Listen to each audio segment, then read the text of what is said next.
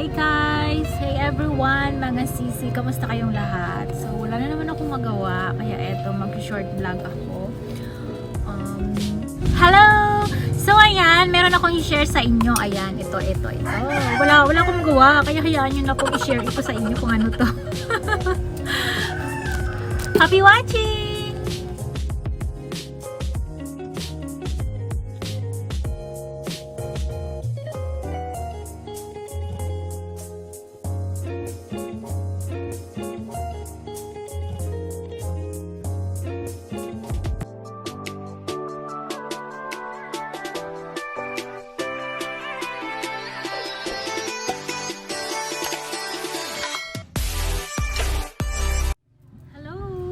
Hey guys! Hey everyone! Mga sisi, kamusta kayong lahat? So, wala na naman akong magawa, kaya eto, mag-short vlog ako.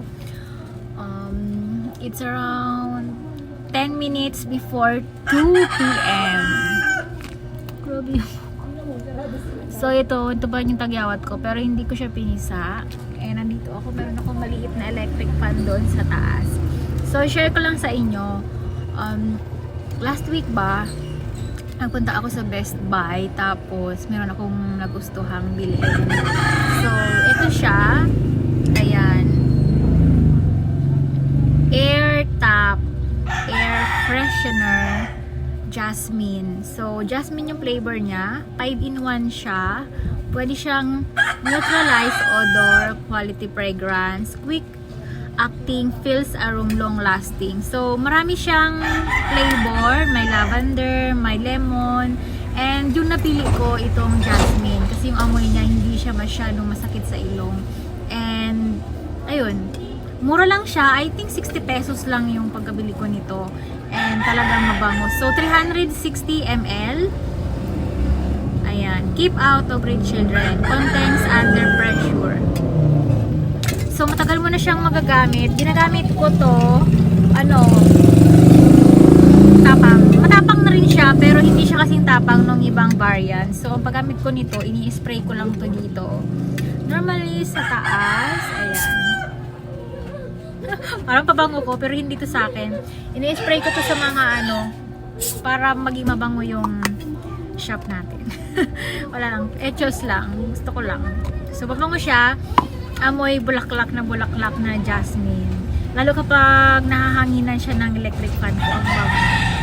So, yung nandun ko sa may pintuan, mayroon din ako doon. Pero yung bilog naman, hindi siya yung spray. Ito spray.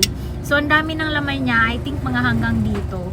So, not bad. I think magagamit ko na to 3 to 4 months. Depende kung maano ako mag-spray. So, 1 to 3. Hanggang, isa o dalawa o tatlo lang na spray, okay na siya. So, ang bango niya.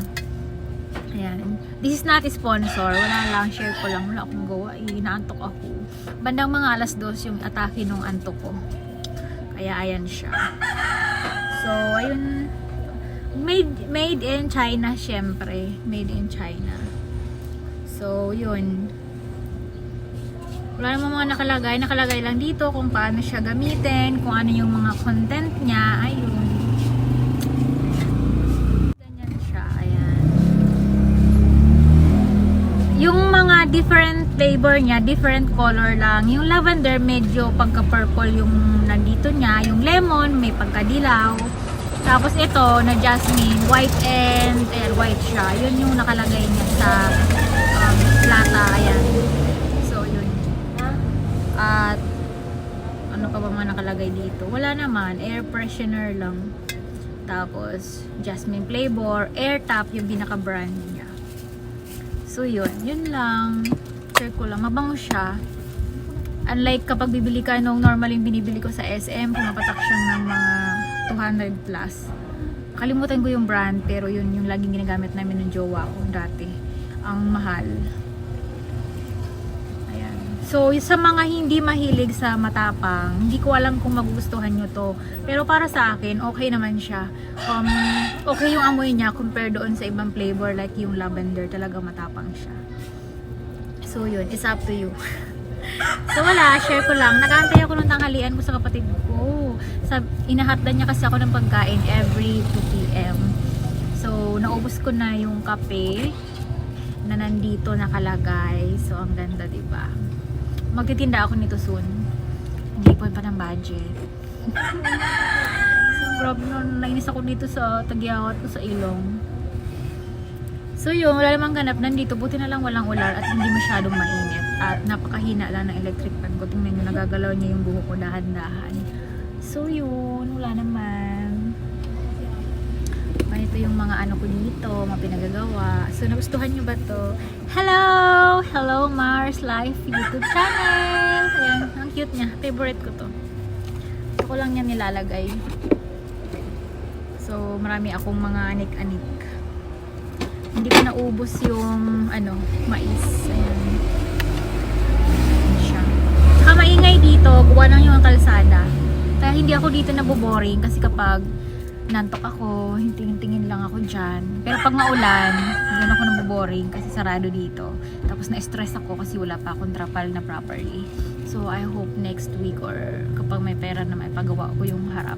600 kasi ang bayad per sa carpenter kapag magpapagawa ka ng anything. So, yun. A few moments later. So, ayan, lunch time na. Dumating na yung kapatid ko at dinalhan niya na ako ng tanghalian. So, ito na, kakainin ko na po siya. So, ayan. Dinalhan niya ako ng saging na saba. Tatlo, pero dalawa lang yung kakainin ko. Tapos ito. So, ayan. Ano ito, bet? Ayun. May kanin and piniritong isda, tapos ginataang malunggay na may sitaw. So, kain po tayo. So, ayan yung isda. Hindi ko alam kung anong isda yan. Tapos kanin, kahapon nag-red rice ako. Tapos ginataang sitaw na may malunggay. Ayan. So, kain po. Tapos saging na saba. 3 piraso yan, pero 2 lang yung kakainin ko. So, kain po muna ako.